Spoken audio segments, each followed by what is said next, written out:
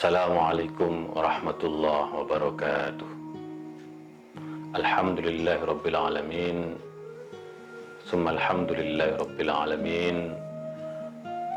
Assalatu wassalamu ala sayyidil mursalin habibina wa syafi'ina maulana Muhammad wa ala alihi at-tayyibin wa sahbihi al-muntajabin wa tabi'ina lahum bi ihsanin ila yaumiddin. Sahabat Islam ramah, dalam suasana Ramadan yang penuh keberkahan ini, marilah kita senantiasa bersyukur kehadirat Allah Subhanahu wa taala atas segala rahmat dan nikmat yang dikaruniakan kepada kita semua, kepada negeri ini. Insyaallah syukur kita akan menjadikan negeri ini negeri yang selalu diridhoi oleh Allah dengan segala capaian-capaiannya, dan mudah-mudahan kita mampu melalui wabah pandemi ini dengan kerjasama, dengan keyakinan dan kepercayaan kita bersama bahwa Allah selalu bersama Indonesia, selalu bersama dengan kita. Maka marilah kita bersyukur, la in syakartum la azidannakum wa la in kafartum inna adabi lasyadid. Jikalau kita bersyukur, maka Allah akan menambahkan rezekinya kepada kita semua, sementara kalau kita kufur, maka azabnya akan sangat pedih. Syukur adalah cara kita untuk terus melakukan amal-amal baik, cara kita untuk terus membawa kemaslahatan dan kemanfaatan bagi orang lain. Selawat serta salam marilah kita senantiasa sampaikan kepada baginda Rasulullah Sallallahu Alaihi Wasallam. Selawat yang akan menjadikan hati kita lebih tenang, pikiran kita lebih jernih, visi kita jauh lebih ke depan. Kita mengedepankan akal sehat, bukan akal bulus. Maka selawat ini akan terus menjadikan kita lebih bermakna hidupnya. Allahumma sholli ala Muhammad wa ala ali Sayyidina Muhammad. Selawat kita sampaikan kepada Rasulullah dan keluarganya. Mudah-mudahan kita senantiasa di dalam ajaran Rasulullah. Apalagi selawat merupakan obat hati, tombo hati, yang akan menjadikan hati kita lebih tenang, lebih bahagia, lebih nyaman di tengah tantangan yang tidak mudah kita hadapi saat ini. Tapi selawat kepada Rasulullah akan menjadikan kita selamat insyaallah di dunia dan selamat di akhirat kelak. Sahabat Islam ramah, seperti biasa kita akan mengisi hari-hari selama bulan Ramadan ini dengan ngaji Al-Quran Kitab Toleransi, yaitu buku yang saya tulis 13 tahun yang lalu. Buku yang bagi saya merupakan satu cita-cita besar agar kita betul-betul membaca, memahami, mengaji Al-Quranul Karim. Karena sekali lagi begitu banyak slogan-slogan kosong yang berbunyi kembali kepada Al-Quran, tetapi sebenarnya lebih sebagai politisasi Al-Quran atau justifikasi Al-Quran. Kita tidak benar-benar kembali kepada Al-Quran, menggali nilai-nilainya, menggali spirit yang berada dalam Al-Quran dan menjadikannya sebagai pegangan hidup. Maka sekali lagi mari kita jadikan bulan Ramadan bulan Al-Quranul Karim, di mana kita betul-betul memahami Al-Quran melalui tafsir-tafsir yang ditulis oleh para ulama tafsir, baik pada zaman lampau maupun zaman modern. Ada yang mencoba menyatakan pendapatnya di akun Twitter saya bahwa membaca Al-Quran tidak perlu tafsir, karena kata orang ini Al-Quran adalah kalamullah. Nah, ini sebenarnya cara berpikir Khawarij, cara yang berpikir mengatasnamakan diri Allah, seolah-olah Al-Quran ini hanya bisa dipahami dengan cara berpikir monolitik, cara berpikir tunggal, dengan mengatasnamakan Allah. Itulah cara berpikir Khawarij, cara berpikir takfiri, cara berpikir Wahabi yang memecah belah umat, karena mereka menjadikan Al-Quran sebagai alat politik untuk memenuhi hawa nafsunya, bukan untuk mengurai makna, nilai, dan kandungan Al-Quran itu sendiri. Maka kenapa ada ilmu Al-Quran, kenapa ada tafsir? Itu artinya bahwa untuk memahami Al-Quran merupakan sebuah keniscayaan menggunakan ilmu-ilmu Al-Quran atau ulumul Quran, dan juga menggunakan tafsir. Karena bagaimanapun para ulama sudah melakukan ini dengan berbagai madrasah dan aliran tafsirnya. Para ulama berusaha untuk memahami Al-Quran dengan pikiran yang jernih, dengan hati yang tulus. Nah, tugas kita adalah memahami Al-Quran melalui tafsir-tafsir yang ada, sehingga tafsir kita merupakan tafsir yang otoritatif, merupakan tafsir yang mempunyai landasan pijakan yang kuat di dalam khazanah keislaman, bukan tafsir yang otoriter, bukan tafsir yang pokoknya pokok. Maka sekali lagi saya mencoba untuk menggali ayat-ayat toleransi dalam Al-Quran dengan menggunakan tafsir-tafsir yang sangat kaya di dalam khazanah Islam. Nah, sahabat Islam Ramah, tema kita pada kesempatan kali ini adalah mengutamakan jalan damai. Saya katakan di awal episode yang pertama bahwa tesis saya, temuan saya di dalam buku saya Al-Quran Kitab Toleransi adalah Al-Aslu fil Quran As-Salam wa Tasamu. Fundamen Al-Quran adalah perdamaian dan toleransi. Karena saya membaca begitu banyak ayat-ayat Al-Quran yang berbicara tentang pentingnya perdamaian, pentingnya toleransi. Nah, tema kita pada kesempatan kali ini mengutamakan jalan damai, yaitu betapa Al-Quran sangat menggarisbawahi pentingnya perdamaian. Nah, ayat ini memang yaitu ayat dalam surat Al-Anfal, ayat yang dikenal banyak mengisahkan tentang peperangan. Nah, ayat ini sangat penting sekali karena dalam ayat-ayat yang secara eksplisit mengisahkan adanya peperangan, Al-Quran memberikan petunjuk kepada Nabi Muhammad dan kita semua agar senantiasa mengutamakan jalan damai.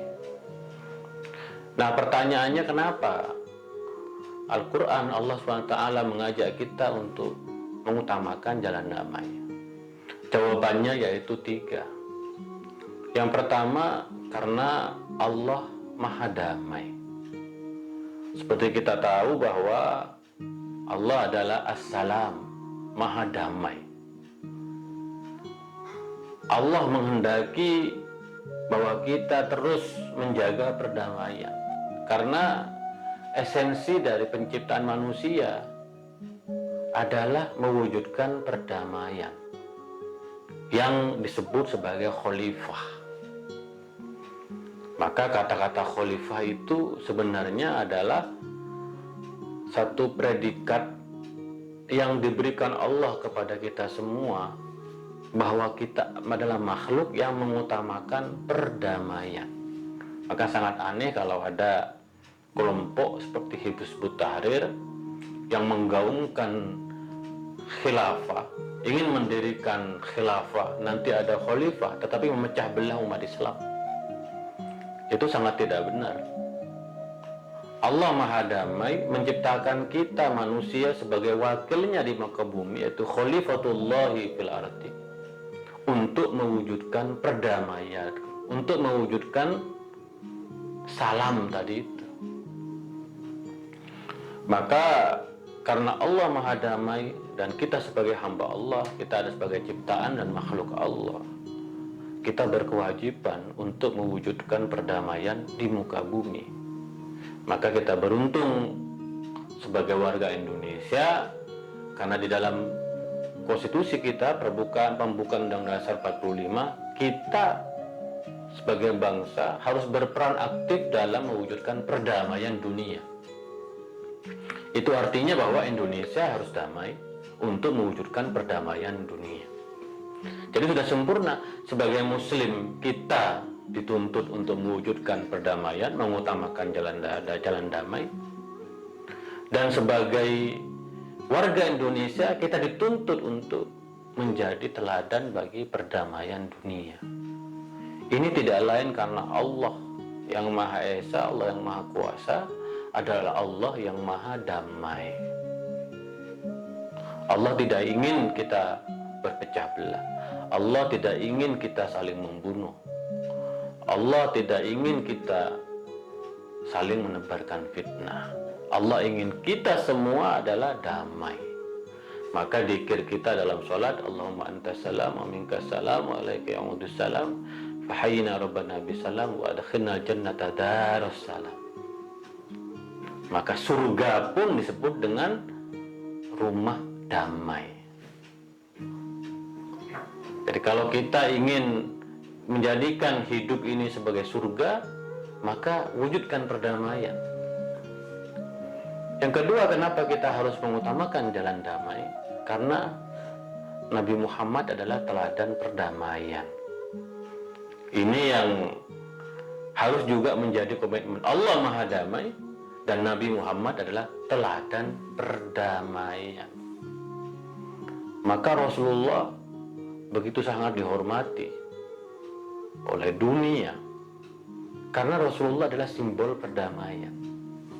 Ketika Rasulullah membangun negara Madinah, komunitas Madinah, yang dibangun oleh Rasulullah adalah perdamaian di antara kelompok. Maka Rasulullah mendamaikan dulu antara Muhajirin dan Ansor, yaitu orang-orang Muslim yang hijrah ke Madinah, orang-orang Muslim di Mekah yang hijrah ke Madinah dengan orang-orang Madinah yang sudah memeluk Islam, mendamaikan antara Muhajirin dan Ansor.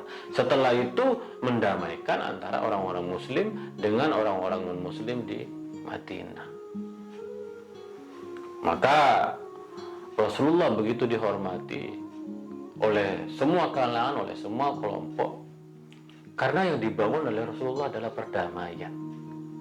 Nah, terma ummatun wahidah, bahwa seluruh warga Madinah, apapun kelompoknya, Muhajirin, Ansor, Yahudi, Nasrani, mereka disebut dengan satu umat. Itu artinya hidup dalam damai, hidup dalam negara kesatuan yang damai. Maka seperti nanti yang kita coba bedah dalam ayat ini, betapa Rasulullah atas bimbingan Allah selalu mengutamakan jalan damai. Nah, kita umat Islam sangat beruntung menjadi umat Rasulullah, dapat menelaah ajaran Rasulullah, di mana kita mempunyai satu keyakinan betapa pentingnya perdamaian. Karena perdamaian akan menjadikan hati kita bersaudara, menjadikan hidup kita lebih nyaman, lebih tentram, lebih rukun dan harmonis. Maka ketika Rasulullah berpesan kepada Mu'adz bin Jabal sebelum berangkat ke Yaman sebagai misi dari Rasulullah, pesan Rasulullah kepada Mu'adz bin Jabal, yassiru wala tu'assiru, basyiru wala tunafiru. Kamu harus memberikan kemudahan. Kamu jangan sering memberikan kesulitan. Basyiru, kamu harus membawa kabar bahagia, damai dengan semua kelompok, dengan semua golongan. Ketika Amrul As masuk menaklukkan Mesir, yang dibawa adalah ajaran damai karena ajaran Rasulullah. Ketika Umar bin Khattab berhasil menguasai Yerusalem, juga damai karena itulah teladan Rasulullah. Basyiru wala tunaffiru, kamu harus membawa kabar bahagia, jangan mengancam orang lain. Damai, itulah ajaran Rasulullah. Maka kita sebagai umatnya dituntut untuk mengutamakan jalan damai. Nah, alasan yang ketiga, karena perdamaian itu menunjukkan tingginya peradaban manusia. Ini penting sekali. Ini menurut Ibnu Khaldun. Ibnu Khaldun dalam kitabnya Muqaddimah, bahwa Islam itu sebagai agama kosmopolit. Nah, ciri dari agama kosmopolit itu adalah membangun persaudaraan, membangun satu budaya damai. Maka dalam banyak teori, sosiologi, teori ilmu sosial mengatakan bahwa peradaban sebuah bangsa itu akan naik kalau dia mengedepankan perdamaian. Nah, ketika kemudian yang muncul adalah konflik, intoleransi, merendahkan nilai-nilai kemanusiaan, maka peradaban itu akan jatuh. Nah, kita lihat pada zaman modern adalah Amerika Serikat. Ketika Amerika mengatakan sebagai negara adidaya, tetapi peradaban yang dia bangun adalah intoleransi, kekerasan, terutama terhadap negara-negara dunia ketiga, maka peradabannya langsung jatuh.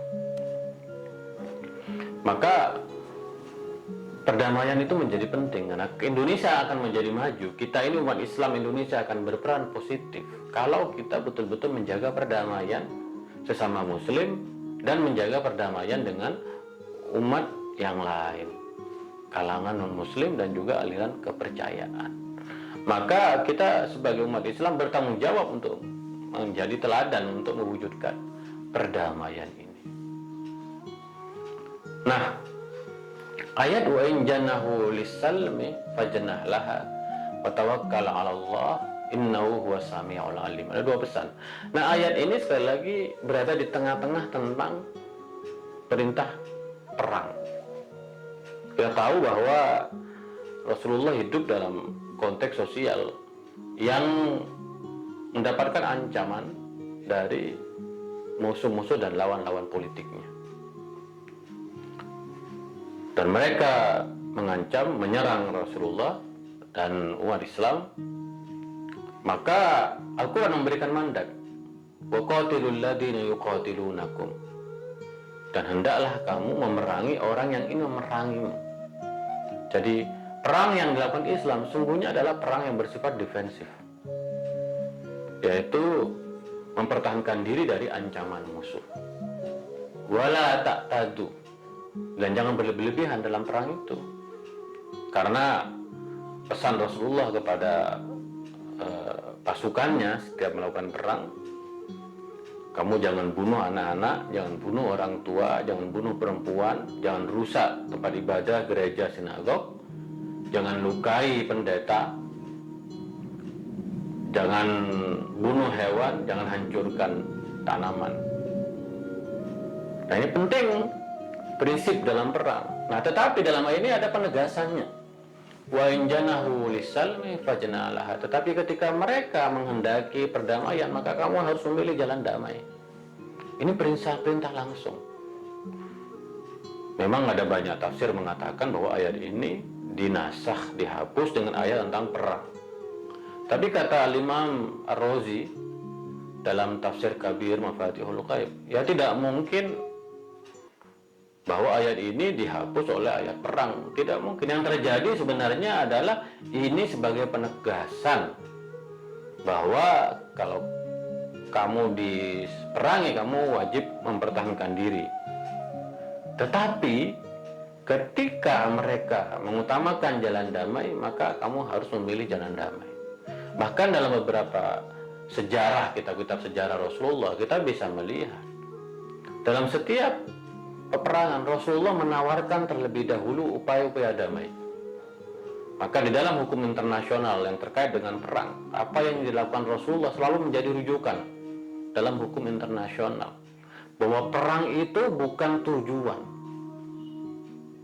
Perang itu hanya menjadi instrumen untuk mempertahankan diri. Rasulullah selalu memberikan opsi kepada lawan musuh-musuhnya untuk mencapai perdamaian. Nah, ayat ini menemukan momentumnya. Wa in janahu lis-salmi fajnah laha.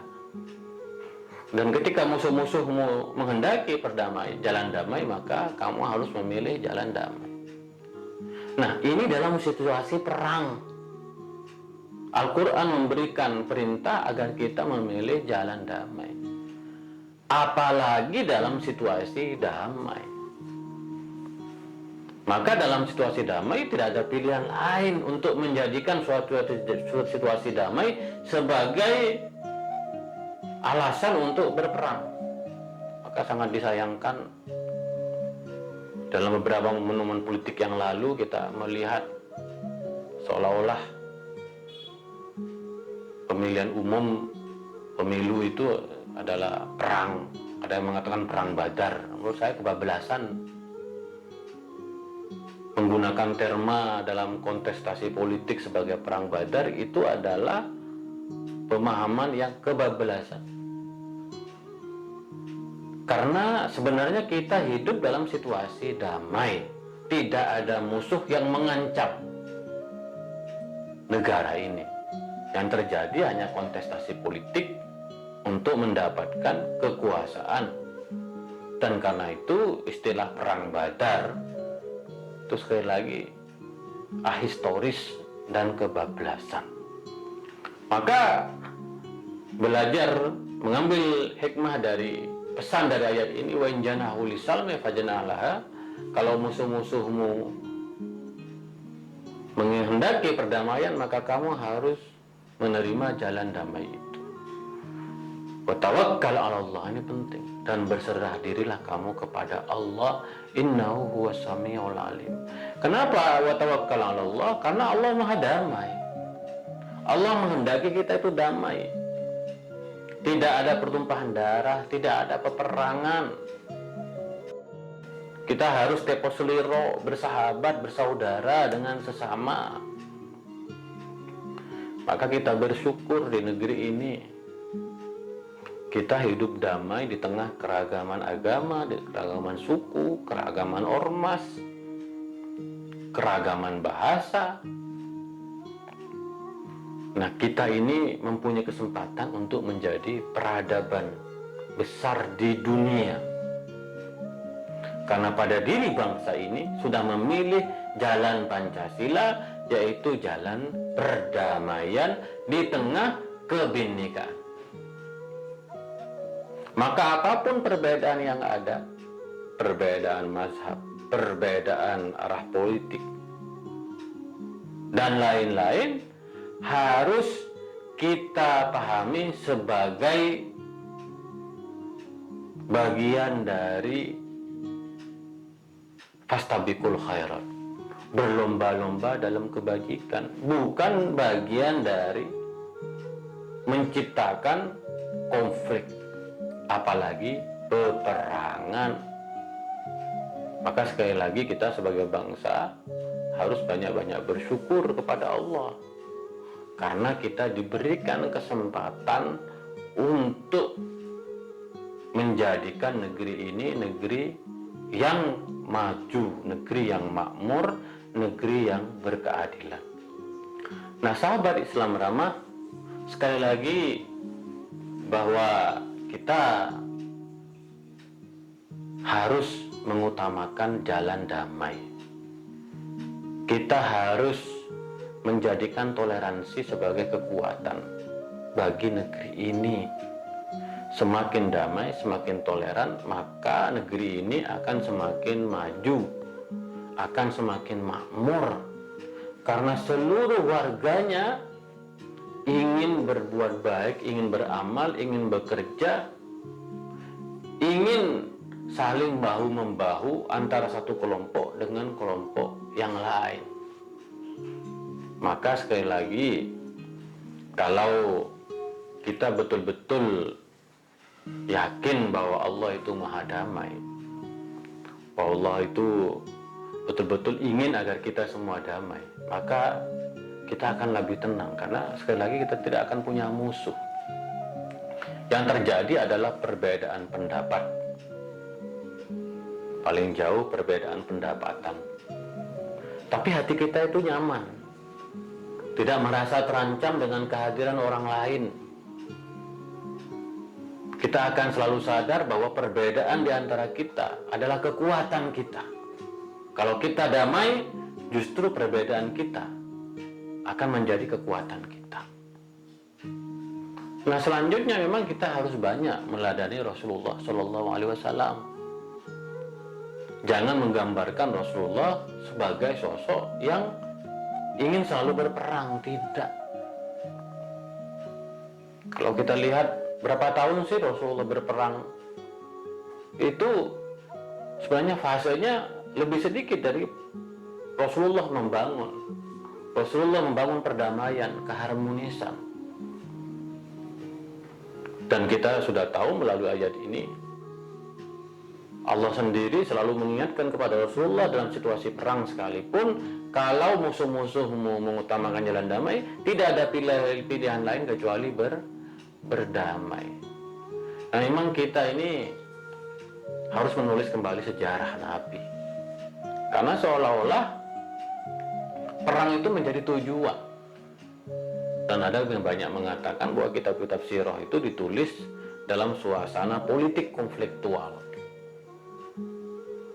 Nah, kita perlu menghadirkan ajaran dan contoh-contoh kedamaian yang dilakukan oleh Rasulullah Shallallahu Alaihi Wasallam. Banyak sekali kisah-kisah di mana Rasulullah menjadi teladan perdamaian. Dan yang terakhir, kita sebagai warga negara bangsa, kita selalu mayoritas Muslim di dunia. Kita harus menunjukkan bahwa Indonesia menjadi teladan bagi perdamaian dunia. Sebagai teladan perdamaian dunia, kita harus mewujudkan perdamaian di sesama Muslim dan perdamaian dengan umat-umat yang lain. Kita harus betul-betul memberikan teladan yang baik. Mari sahabat Islam Rama belajar dari Al-Quranul Karim. Mari kita wujudkan perdamaian di antara sesama kita. Kita hilangkan perseteruan, permusuhan, kebencian. Kita jauhi kekerasan terhadap kelompok yang berbeda dengan kita. Mari kita jadikan perbedaan dan kebinekaan sebagai rahmat, bahwa apapun Allah menghendaki kita ini sebagai umat yang beragam, baik dalam sesama Muslim maupun dengan umat agama-agama yang lain. Indonesia adalah negara damai, adalah Darussalam. Maka mari kita jadikan Indonesia ini damai sampai akhir hayat kita.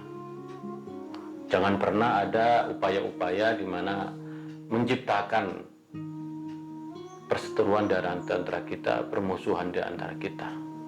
Sahabat Islam Ramah, mari kita jadikan bulan Ramadan sebagai inspirasi perdamaian. Sekali lagi, jangan lupa berdoa, Allahumma antas salam wa minkas salam wa ilaika ya'udus salam fahayyina rabbana bisalam. Dikir-dikir kita itu tentang perdamaian. Kita memohon kepada Allah yang maha damai supaya menciptakan perdamaian. Dan salam yang kita ungkapkan, Assalamualaikum, adalah salam damai. Itu menunjukkan bahwa kita sebagai Muslim ingin menyapa orang lain dengan salam perdamaian, dan kita juga ingin supaya orang lain mewujudkan perdamaian. Betapa indahnya Islam, betapa indahnya Indonesia, betapa indahnya ajaran Rasulullah, betapa indahnya Al-Quran yang memberikan inspirasi kita untuk terus mewujudkan perdamaian. Itulah kira-kira ngaji Al-Quran Kitab Toleransi pada kesempatan kali ini. Kita akan lanjutkan esok hari. Kurang lebihnya mohon maaf. Wa ma taufiqi illa billah, alaihi tawakkaltu wa ilaihi unib, wallahu muwaffiq ila aqwamit thoriq. Assalamualaikum warahmatullahi wabarakatuh.